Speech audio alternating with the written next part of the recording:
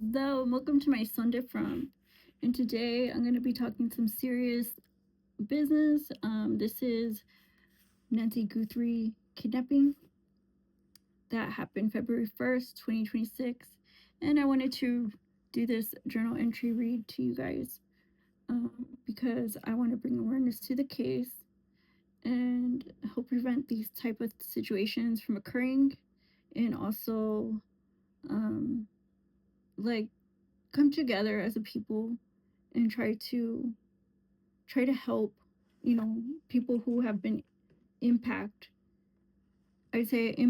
by crimes, these types of crimes, because it happens every day. We turn on the news and it's always somebody that gets napped, and it's a really tragic thing to have somebody just disappear from your world that was once always there. And I just want to read through it, and then we'll go over it a little bit in depth. It was Saturday evening, and just after 9:30 p.m., Annie Guthrie, sister of Today Show host Savannah Guthrie, had hosted her weekly game night with her mother, Nancy Guthrie. It seemed like a normal night as she pulled into the driveway at her mother's rural Arizona ranch. Saying goodbye, expecting another visit with her mom, her 84-year-old mom, in the morning for Sunday church, Nancy Guthrie quickly went inside her home, a desert homestead on acres of beautiful cactus lush land, as drones aiding her search would reveal the sparse space of an entire neighborhood, each located acres away from each other. And as soon as the church noticed her disappearance, there was little clues left behind and not a trace of this devotee in sight. This woman, a prompt churchgoer, always in Sunday Mass. This time, the clock struck 10:30 a.m., the bell swinging, and her lovely smile missing from the pews. Many took notice, and soon were on the phone with every office in the state of Arizona, a move that lit up every media outlet, and thus concern began to grow across America. The most heroic act, neighborly response a church has ever done, and because of them, even our second-term president, Donald J. Trump, soon reacted, ordering even more offices to investigate this tough case that resulted in so far one arrest and more federal agencies now on hand. Because an opportunist such as this criminal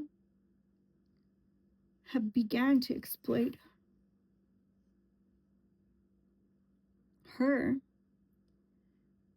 exploitation, calling in, writing in with hoax hostage notes along with ransom demands.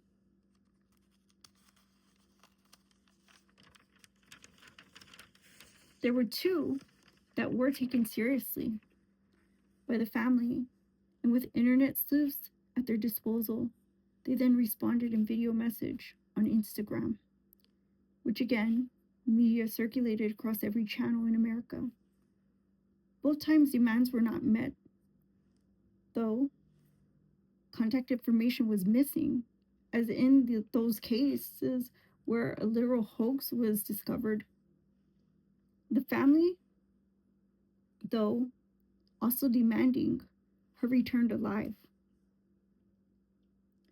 is ready with $6 million allegedly per ransom.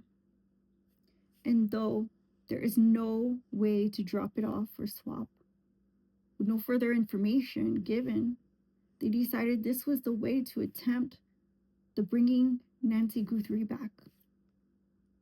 Of course, Randalls are also merely reacting, which condescends search and recovery. But this is the way of our modern society. The know-it-alls, whom probably know very little, so sheltered, jaded from ever feeling the harsh realities of crime that affects many and innocent.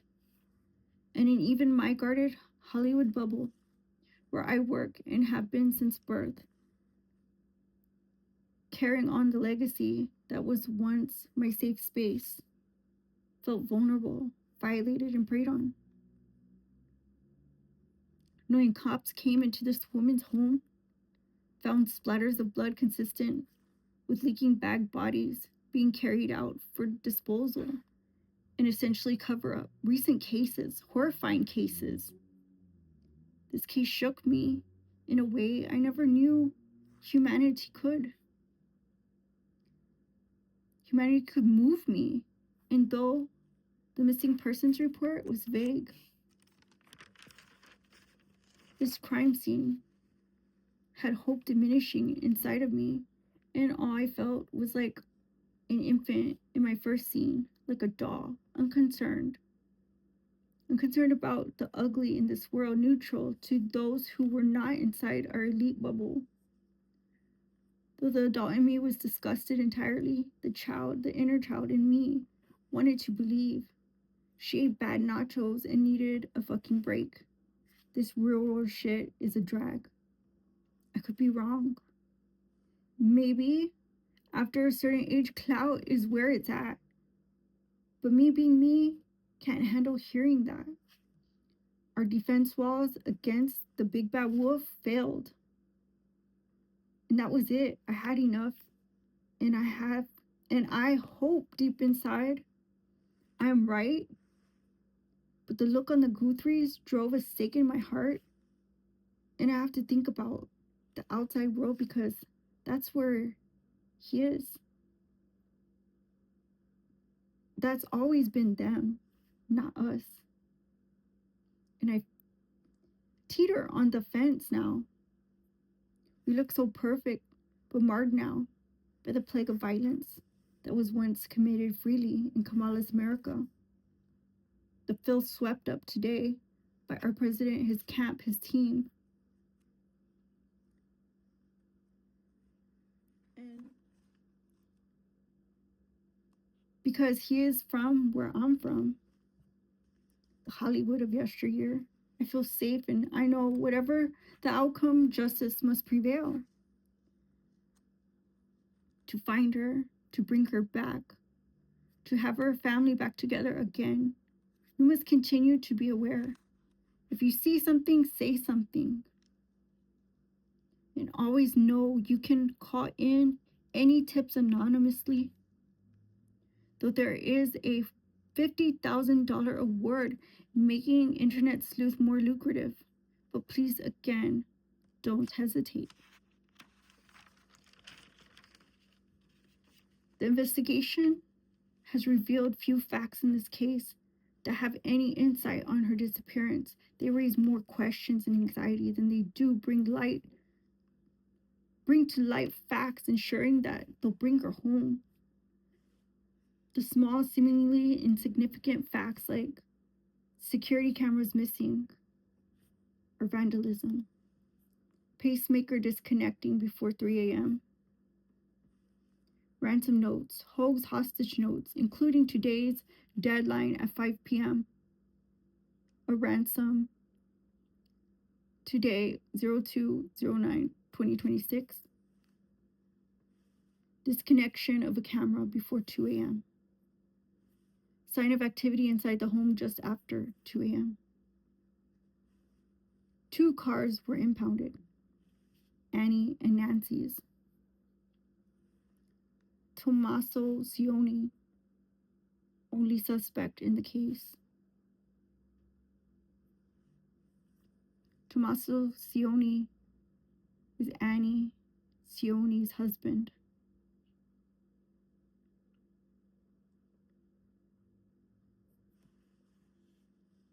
What little the information did when the alert should have been heightened, the facts in the case raised more alarm than conclusion drawn by this botched investigation, claiming she had 24 hours to survive, not acknowledging she was violently kidnapped from her own bed.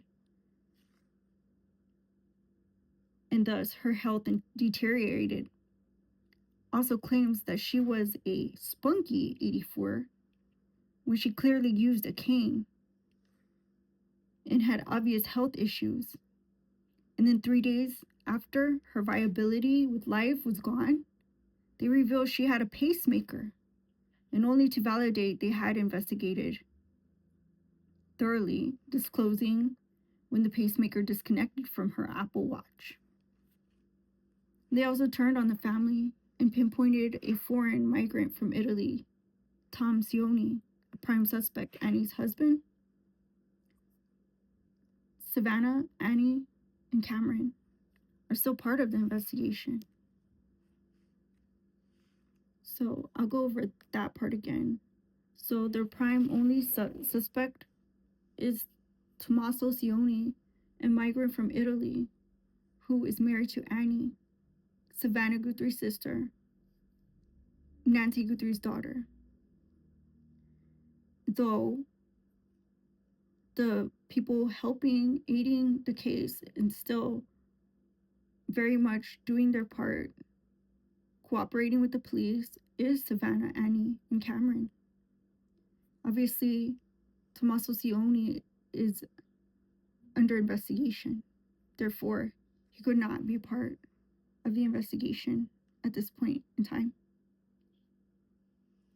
Though I will tell you, they just, I think, impounded Nancy Guthrie's car this weekend.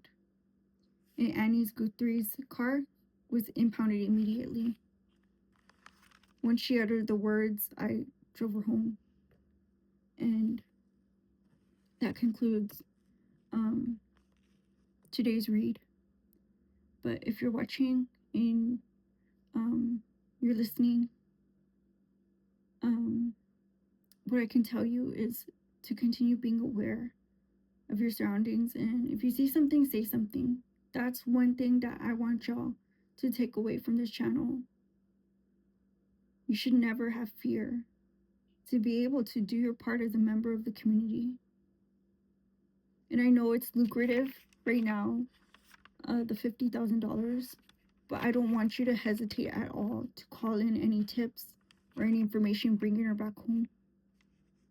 I know, some people are looking into the $50,000. Please don't hesitate. Just do the right thing.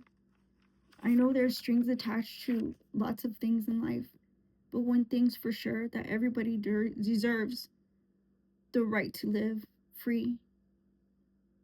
So thank you guys again for watching. If you like this video, give it a thumbs up, like, comment, share, subscribe, and I'll see you on the next one. My Sunday Frump. Bye-bye.